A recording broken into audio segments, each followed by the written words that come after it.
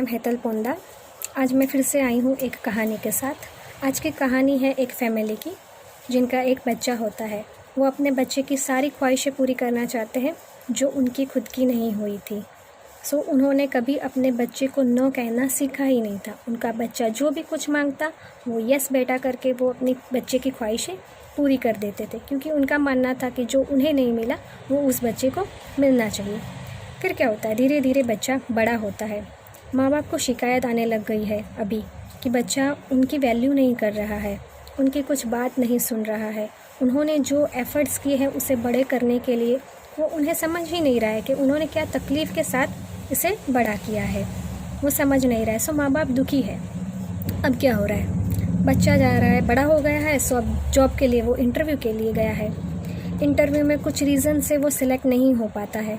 उसे कहा जाता है no sorry you are rejected. ये उसकी लाइफ का फर्स्ट नो शब्द था जो उसने पहली बार सुना था अपनी लाइफ में, क्योंकि वो इतना लाड़ प्यार से पला भरा था कि उसने कभी नो तो सुना ही नहीं था कभी किसी से, ना ही उसके पेरेंट्स से और ना ही उसके प्रियजनों से, जो उससे क्योंकि उसे बहुत सब प्यार करते थे।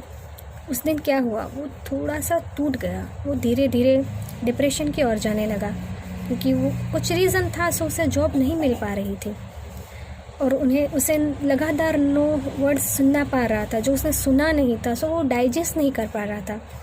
फिर क्या हुआ, उसकी लाइफ में एक लड़की आई। धीरे धीरे वो सेट ही हो रहा था। अचानक से कुछ ऐसा बना कि वो उससे लड़की भी यस नहीं बोल पाई और लड़की ने भी उसे नो कह दिया। इस बार तो बहुत हद ही हो गई। वो नो शब्द उतना हावी हो गया उसके ऊपर कि भाई उसने सुसाइड ही कर लिया और उन पेरेंट्स ने अपना बच्चा खो दिया। चलो, हमारी कहानी अब यहाँ पूरी होती है और हम आते हैं मेन मुद्दे पे। हम पेरेंट्स क्या करते हैं, हम भी वही कर रहे हैं अभी। हमें जो बचपन में नहीं मिला वो हम हमारे बच्चे को देना चाहते हैं। हम भी यही करते, सब पेरेंट्स यही करते हैं। ये अच्छी सोच है उनकी कि उन्हें नहीं मिला वो उन्हें बच्चों को दे रहे हैं, देना चाहते, पर हम उसके साथ वो देना भूल जा रहे हैं जो हमें मिला है पर हम उन्हें नहीं दे पा रहे हैं। हम हमारे बच्चों को जो भी चीज़ मांगते हैं तुरंत दे देते हैं।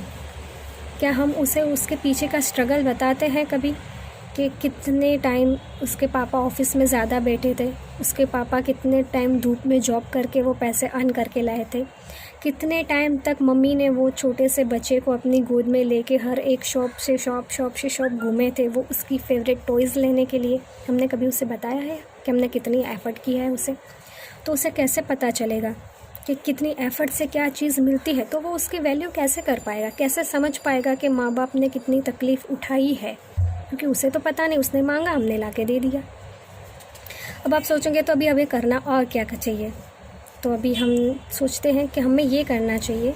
हमारा बच्चा जो भी चीज़ मांगता है, अगर आपको लगती है वो उसे देने के लायक है, डेफ़िनेटली आप उसे दीजिए, क्योंकि निजी चीज़ें कुछ ज़रूरी देनी होती है, वो देनी पड़ती है। पर आप 50% ही दीजिए, मतलब 50-50%। अगर आपको लगता है ये चीज़ देनी है, दीजिए। दूसरी चाहे तो उसे डिले कर दीजिए, या आपको लगे तो आप उसे कैंसिल भी कर दीजिए उसे देना। अगर आपका बच्चा, आपके पास कुछ एग्जांपल दे रही हूँ कि क्रिकेट की किट मांग रहा है, या छोटी बच्ची है, या फिर वो उसी डॉल मांग रही है, ऐसे कुछ बड़ी है, या कुछ बड़े बच्चे हैं बड़ी चीज़ मांग रहे, तो आप उससे पहले बताइए कि इस चीज़ को अर्न कैसे किया जाता है। आप उसे समझाइए कि पापा के पास भी पैसे जो है ये झाड़ से तोड़ के नहीं आते। पापा उतना टाइम ऑफिस में जॉब पे वर्क करते हैं, तब उन्हें पैसे अर्न होते हैं।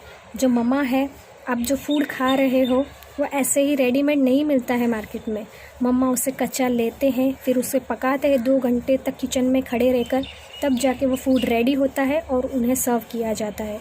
आप उसके पीछे का स्ट्रगल उन्हें एहसास दिलाइए कि क्या चीज़ कैसे मिल जाती है।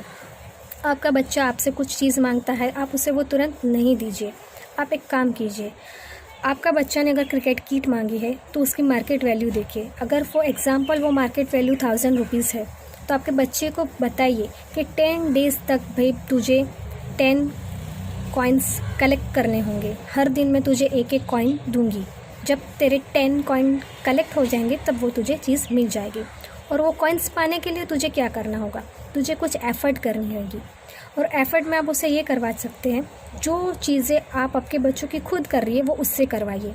जैसे कि उसका बेड ठीक करना हो गया, उसके कबोर्ड अलमारी ठीक करना हो गया, उसके बुक्स जो है यहाँ वहाँ रख देता है, मतलब उससे समझिए, उससे रिलेट कुछ भी काम जो आपके बच्चे के काम आप अब तक एज अ पेरेंट्स खुद कर रहे हो वो उनसे करवाइए।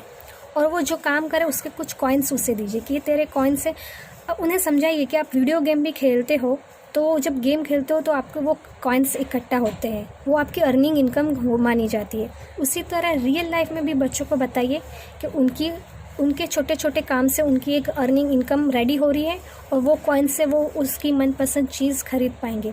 तुरंत ही उसे ला के मत दीजिए, उससे क्या होगा, वो आपका एफ़र्ट समझ ही नहीं पाएगा और फिर हमारी कहानी के पेरेंट्स की तरह ही एक दिन अफसोस करना होगा।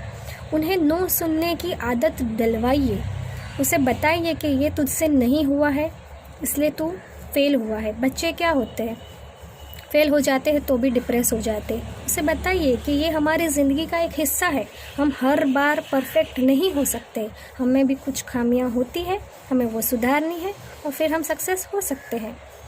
क्योंकि जो बच्चा बचपन से ही स्ट्रगल करेगा तब उसे उस चीज़ की एक्चुअल वैल्यू समझ में आएगी। अदरवाइज़ क्या होगा, उसने कभी कोई चीज़ फेस ही नहीं की होगी और फिर हम सडनली चाहेंगे कि ये ऐसे समझ नहीं रहा है, वो कैसे समझेगा, उसको पता ही नहीं है कि उसके पेरेंट्स ने उसे कैसे बड़ा किया है, क्या क्या स्ट्रगल उन्हें फील किए हैं। और फिर सडनली बोलें कि बच्चा बदल गया है, अब हमें जानता ही नहीं है, कैसे जानेगा भाई। उसे आपने कभी बताया है कि वो जो टॉयज़ वो खेल रहा है वो कहाँ से आया है, कैसे अर्न किया है उसने वो टॉयज़, आपने उसके पीछे आपकी एफ़र्ट क्या है उसे कभी बताई है। सो प्लीज़ अभी से अपने बच्चे को ट्रेन कीजिए, हर चीज़ में उसकी यस में यस मत कीजिए, जो हाँ है वो हाँ है, ना है जो ना है, जो डिले है वो डिले ही करना है और जो कैंसिल है वो कैंसिल ही करना है। अभी आप बोलोगे कि हम बच्चे को ये ट्रिक देंगे तो वो नहीं करेंगे, कोई बात नहीं, अगर उनको वो टॉयज़ चाहिए, वो चीज़ चाहिए तो वो एफ़र्ट करें, अगर नहीं चाहिए तो ना करें। उसमें हमें दया तरस खा के वो उनकी ख्वाहिश पूरी नहीं करनी, उससे कहीं ना कहीं हम अपने बच्चों का नुकसान हम खुद ही कर रहे हैं। सो होप सो आपको ये वीडियो अच्छा लगा हो और समझ में कुछ आया हो। सो बाय बाय।